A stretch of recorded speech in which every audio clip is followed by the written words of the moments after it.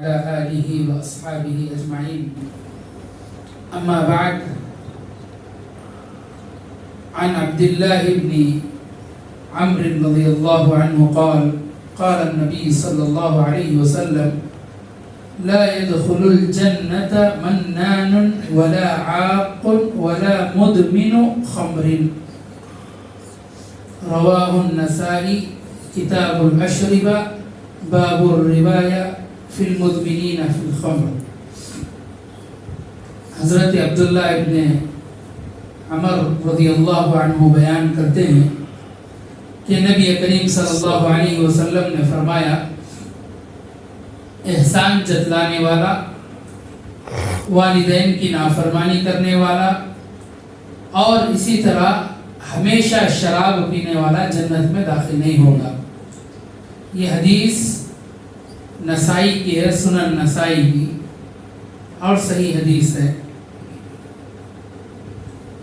اس حدیث میں سب سے پہلا جو لفظ بیان کیا گیا ہے وہ منان ہے، احسان جتلانے والا.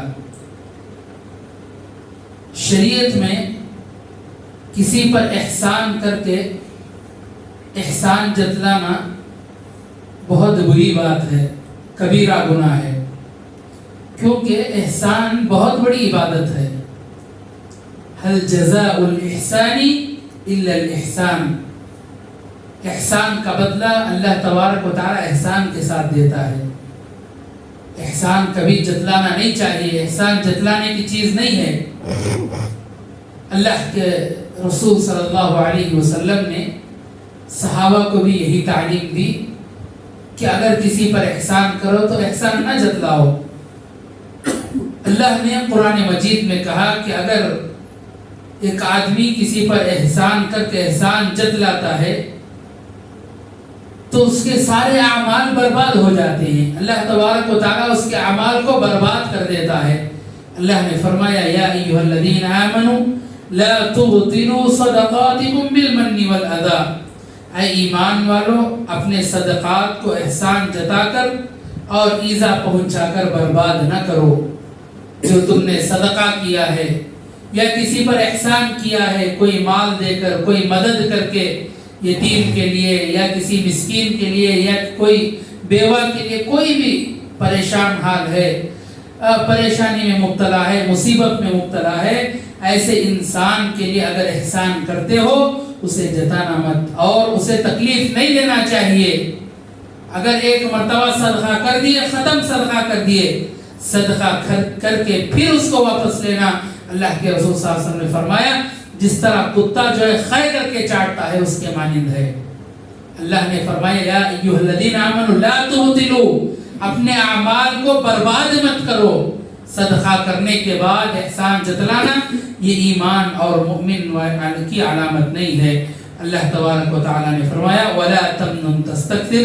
اے نبی، آپ کسی پر احسان کر کے زیادہ لینے کی خواہش نہ کریں، کیونکہ احسان کر کے لوگ یہی چاہتے ہیں کہ ہم ان سے زیادہ لیں.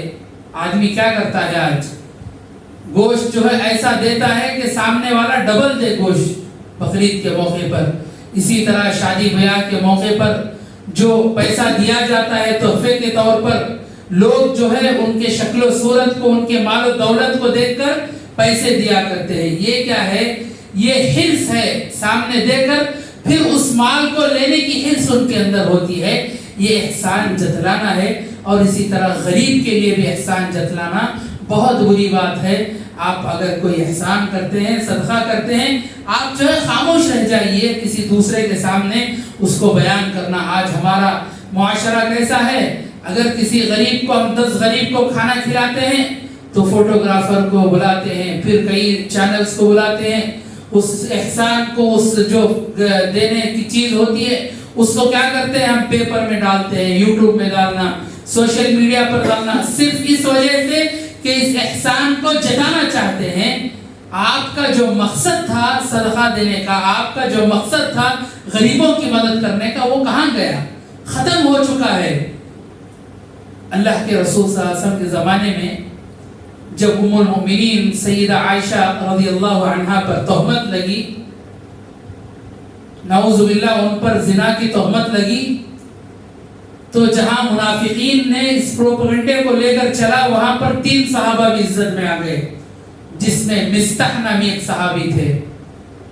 ये मिस्ताह कौन थे? एक गरीब सहाबी थे जिनको हजरत अबू बकर रज़ियल्लाहु अन्हु क्या करते थे, हर माहाना उनका खर्चा दे दिया करते थे, साजो सामान उनके घर तक पहुंचा दिया करते थे, यानी सदका उनके हाथ में दे देते थे हर माहाना। जैसे ही ये वाकया पेश आया, जैसे ही हजरत अबू बकर को मालूम हुआ कि मेरे बेटी को जो प्रोपेगेंडा में शामिल है, उसमें मेरी बेटी को जो झूठ कहकर ये वाकया बनाया गया है, प्रोपेगेंडा बनाया गया है, इसके जद में मिस्ताह भी आ गए हैं, तो हजरत अबू बकर फौरन जो है माल को रोक लिए, सदक़े को रोक लिए। फौरन अल्लाह तबारक व तआला ने आयत नाज़िल की, वला यअतली उलुल फ़ज़्लि मिनकुम वस्सअति। हजरत अबू बकर को फौरन आयत नाज़िल हो गई कि तुम जो भी सदका करते हो, जो भी एहसान करते हो, थोड़ी सी अगर आपको मुसीबत आ जाए, थोड़ी सी परेशानी आ जाए, आप उससे हाथ नहीं रोकना चाहिए, आपका हाथ हमेशा चलते रहना चाहिए सदका देने में। एक तरह का एहसान हो गया। हमारे मफाद में आकर हम क्या करते हैं, एहसान को सामने वाले के पास जताने लगते हैं। नबी करीम सल्लल्लाहु अलैहि वसल्लम ने इसी तरह मना फरमाया है, और अल्लाह तबारक व तआला ने फरमाया, वयुतइमून अत्तआम अला हुब्बिही मिस्कीनन व यतीमन व असीरा इन्नमा नुतइमुकुम लिवजहिल्लाह ला नुरीदु मिनकुम जज़ाअन वला शुकुरा। और अल्लाह तबारक व तआला की मोहब्बत में खिलाना, खाना खिलाते हैं मिस्कीन, यतीम और कैदियों को। हम तो तुम्हें सिर्फ अल्लाह ताला की रजामंदी के लिए खिलाते हैं, ना कि तुमसे बदला लेने के लिए चाहते हैं, ना शुक्रगुजारी। यानी एक मोमिन की अलामत होती है जब भी मोमिन खाना खिलाता है, सदका करता है, किसी तरह का एहसान करता है, अगरचे कि एक धागा भी अगर मांगने वाले या जो मांगने वाला होता है, गरीब होता है, उसके पास पहुंचाता है, तो वो ये कहता है कि मैं इससे कोई एहसान नहीं चाहता हूँ, एहसान जतलाना नहीं चाहता हूँ, ये जो माल है ये तेरा है, इसके बदले मुझे कुछ नहीं चाहिए, यहाँ तक कि तेरी शुक्रगुजारी भी नहीं चाहिए। इंसान क्या करता है, कोई माल लेकर शुक्र अदा करता है।